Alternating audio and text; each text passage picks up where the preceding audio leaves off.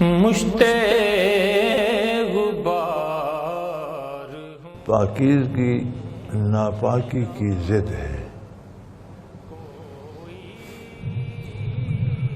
اور ناپاکی دو طرح سے ہوتی ہے۔ ایک کو حدث کہا جاتا ہے اور ایک کو خبث کہتے ہیں۔ خبث اندر کی ناپاکی ہے،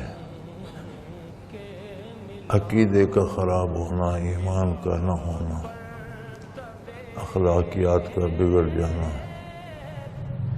دل کا پاک نہ ہونا۔ جب دل پاک نہیں ہوتا، ارادے پاک نہیں ہوتے، ارادے پاک نہیں ہوتے تو کردار پاک نہیں ہوتا۔ ایک ہے ظاہر پاکیزگی، اسے حدث کہتے ہیں۔ لباس کا پاک ہونا، جسم کا پاک ہونا، ہاتھ منہ کا پاک صاف ہونا۔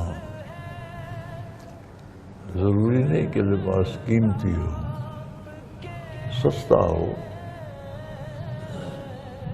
لیکن یہ ضروری نہیں کہ وہ پھٹا ہوا ہی ہو، بندہ سلائی کر سکتا ہے۔ ضروری نہیں کہ سستا ہے تو میلا بھی ہو، اسے صاف رکھا جا سکتا ہے۔